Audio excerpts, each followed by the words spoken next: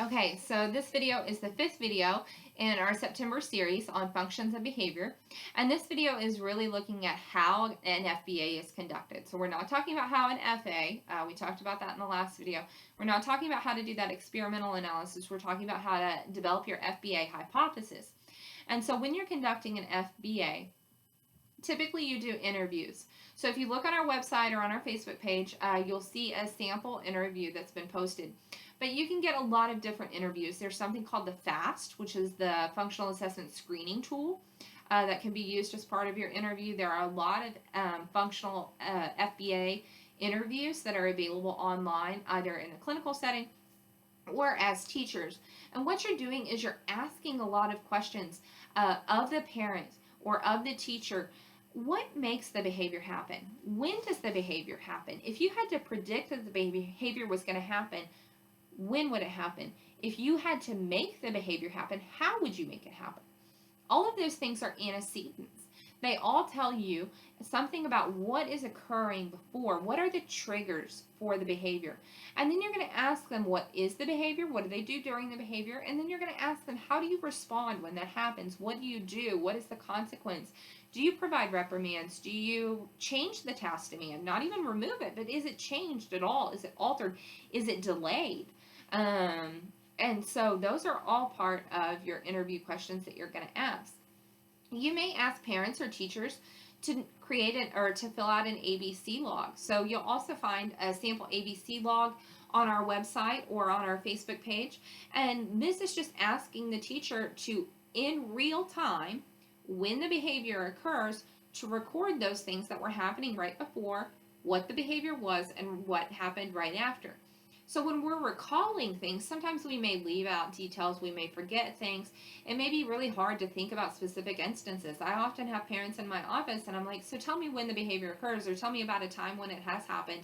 And they're like, well, I know it happens all the time, but I just can't think of an instance right now on the spot.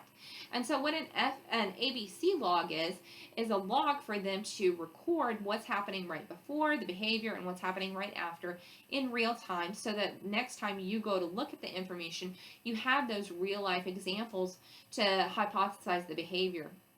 This also helps to objectify the behavior because, like I said in the last video, you're not looking at what is the motivation behind the behavior or the internal factors, but you're looking at the external factors. And so those things allow you to view it more objectively. There have been many times in my office where I feel like maybe this is attention or maybe this is tangible, but when I sit down and I look at the data, I'm like, oh, wow, this is escape. And I didn't see it. And so when you sit down and you look at the data, then you're able to make a better conclusion based on that real-time data.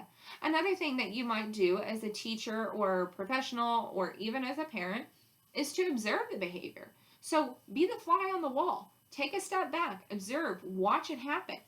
So a lot of times, and this is really difficult for parents in my office, I'll elicit the behavior or I will cause the behavior. I will set up a circumstance so that the behavior occurs in my office. Because if I can see it happening in my office, then I can see what happens at home. I can see what happens in the classroom. And then I'm able to see what are those triggers? What is the function?